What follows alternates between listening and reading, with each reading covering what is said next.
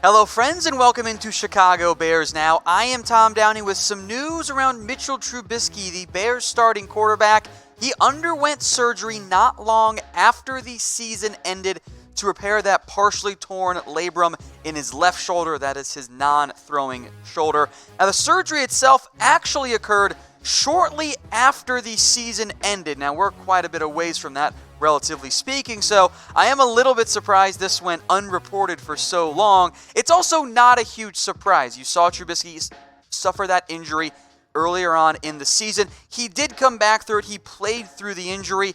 It was pretty clear, at least I thought, that he was going to need surgery on it after the season ended. Now we know that that surgery has indeed occurred, and the typical recovery time frame for this is normally a few months. It's not going to impact him in the offseason in terms of training camp, any of that kind of stuff there, but there will be a rehab time.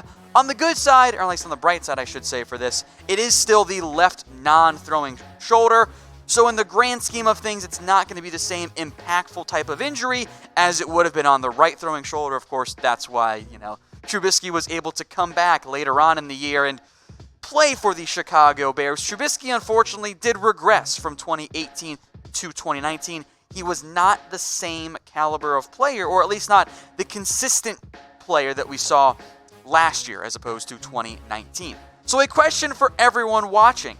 Do you believe in Mitchell Trubisky? Do you think he is, or at least has what it takes to be the Bears franchise quarterback? Go ahead and cast your votes for me in the comments. You can type Y for yes, or if you don't believe in Trubisky, you can type N for no. I think it's completely reasonable to feel a little bit less confident in Trubisky from 2018 to 2019. Yes, the interceptions went down, technically speaking. There were also fewer games and fewer attempts. The yards went down for Trubisky. The completion percentage went down. The touchdowns went down. The rushing yards went down.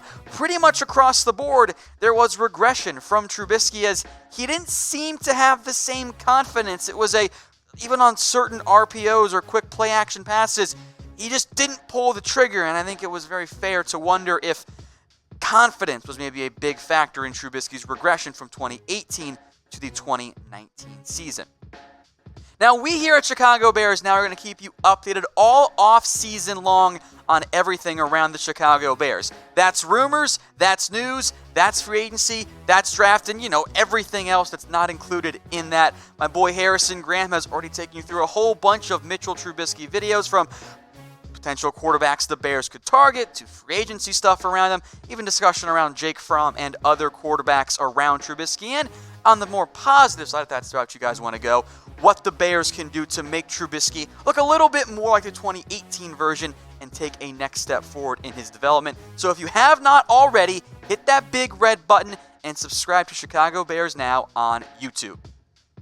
Regardless of Trubisky's long-term outlook for the franchise quarterback or not, and especially in light of today's surgery news, the Bears do need to figure out what they're going to do behind Trubisky. Chase Daniel is the only other quarterback on the roster, and he's not even under contract for the 2020 season.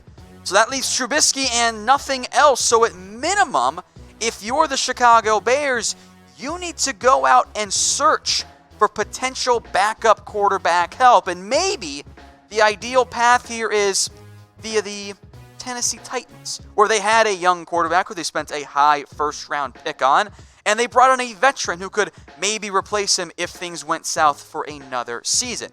So let me know in the comments, who do you guys want to add at quarterback? Now, there needs to be somebody. It could be a mid to late round pick, like an Anthony Gordon, for example.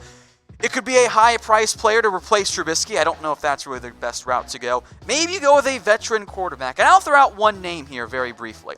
What about Andy Dalton? Bill Lazor, the now Bears OC, the former Bengals OC under Andy Dalton. And it would be a very Ryan Tannehill-esque move. You bring in a veteran, you redo his deal, he provides depth, and if Trubisky does struggle, you've got someone you can turn to and hopefully maybe change the season.